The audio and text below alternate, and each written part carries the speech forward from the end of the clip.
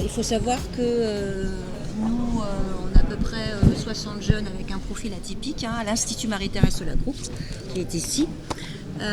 Et c'est vrai que la difficulté, c'est que quand même, c'est des jeunes, pour la plupart, ils sont chez eux depuis des années, voire 2-3 ans, avec des parents qui sont en effet désespérés parce que le système leur a proposé des solutions, mais pas du tout adaptées. Et du coup, nous, à l'Institut Marie-Thérèse Solacroup, en fait, on a pu mettre en place un cursus de formation qui est financé par la région Bretagne, en partie Pôle emploi. Et je les remercie parce qu'ils ont été à l'écoute et on a pu proposer vraiment des cursus qui correspondent à leurs besoins. Et on part bien du besoin des jeunes et non pas...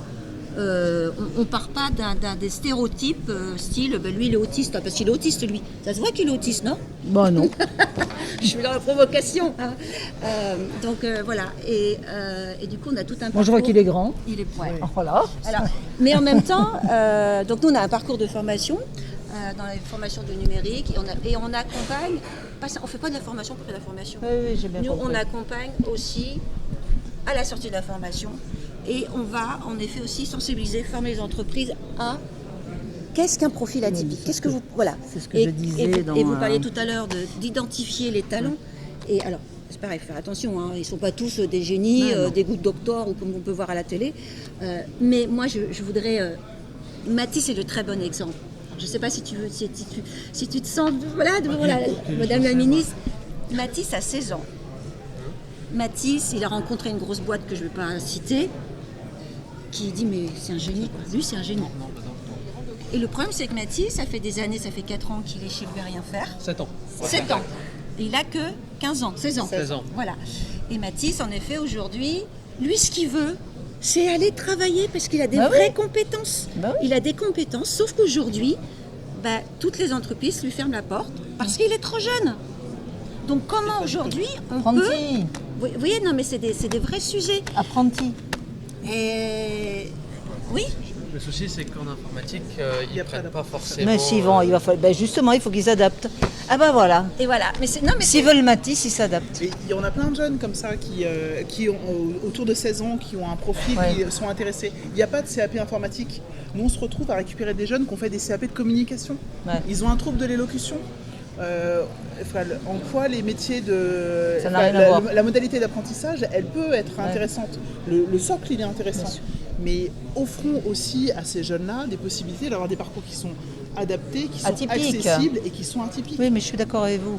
Nous allons continuer de travailler là-dessus parce que je pense qu'il n'y a pas une solution. Et puis on ne peut pas... Il faut que l'on arrive à avoir plus de souplesse. C'est-à-dire que beaucoup de souplesse. Tout est normé, tout est cadenassé. C'est ça.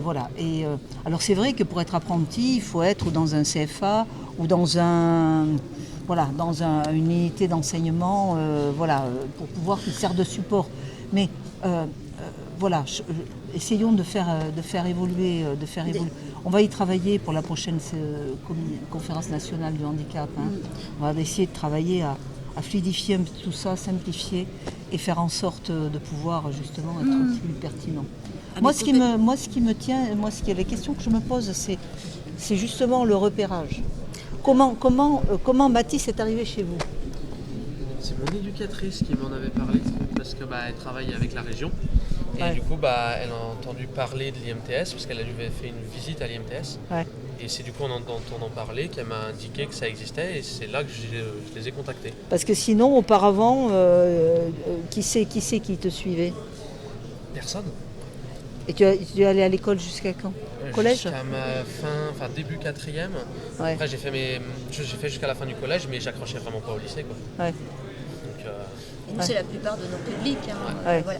Alors, pour revenir à l'identification des publics, on sait beaucoup le bouche à oreille.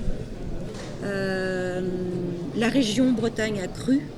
La région fait, par exemple, là, pour vous donner un exemple, là, c'est des entreprises de Rennes, de la high-tech comme Ariane Next, qui nous ont fait appel justement parce qu'ils veulent faire une formation au sein de leur entreprise que pour des profils atypiques. Donc c'est génial. Là, on va faire une formation au sein de l'entreprise, alors sur un autre métier qui est sur administrateur réseau, Et en effet, c'est en fait les jeunes qui viennent à nous, c'est du bouche à oreille.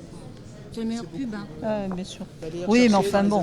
Après, on travaille avec Pôle emploi, Pôle emploi, les missions locales, mais c'est pas forcément là qu'on va identifier les jeunes avec ce profil. C'est en effet. On est à une spécialisation sur le repérage des jeunes qui sont ni en emploi ni en formation. Donc c'est un travail de fourmi et de réseautage. C'est chercher les associations. C'est pour ça que je dis comment on les repère. Il faut arriver à les repérer. On va les chercher. Non mais vous allez les chercher, mais moi je cherche comment faire en sorte de mieux les repérer, parce qu'il y en a beaucoup que personne ne va chercher. Vous voyez ce que je veux dire? Après, c'est aux associations de faire aussi d'être sur le terrain. Et nous, aujourd'hui, et c'est super, vous êtes là. En fait, on n'a rien à voir avec la cyber. Mais justement, c'est en démontrant, et dans le discours que vous avez eu, c'est de dire il y a des talents dans ces profils. Et c'est en allant les chercher. Et c'est aussi de sensibiliser les entreprises, parce que les entreprises, elles ont peur un petit peu de ces publics aussi, ils ne savent pas trop comment... voilà. Donc, et on a la FG aussi qui est là, qui fait un super boulot aussi. Donc oui, Autisme. Nous on relève du secteur médico-social à FG Autisme. Et par contre, on développe de plus en plus l'accompagnement dans l'emploi des personnes qui ont de l'autisme, notamment grâce à la convention avec le ministère des Armées que nous avons signée dont je parlais tout à l'heure. Tout à fait. J'étais à la signature, c'est pour ça. C'était mes anciennes fonctions. Et qui mène à la titularisation d'agents sur le terrain. Ouais. Donc voilà, ce sont des choses qui avancent. Et puis nous, on commence à avoir des talents aussi qui sortent de nos structures, de nos CESAD. Ce sont des jeunes qui sont diagnostiqués assez tôt, repérés assez tôt, qui bénéficient d'un accompagnement adapté. Et de plus en plus, on crée des postes de chargés de mission dans l'emploi, d'insertion professionnelle. On se heurte à des difficultés, forcément, parce que quand ils viennent du secteur médico-social, on se heurte aux a priori. Ouais, c'est ce que je disais aussi. Il est assez difficile finalement de sensibiliser l'environnement, mais c'est un travail de fourmi et puis qu'on fait nous au niveau national, puisqu'on a des structures un petit peu partout en France. Voilà, et on avance pas à pas et on se retrouve ensuite dans des événements de ce type-là. En tout cas, merci de votre participation, c'est bien. À cette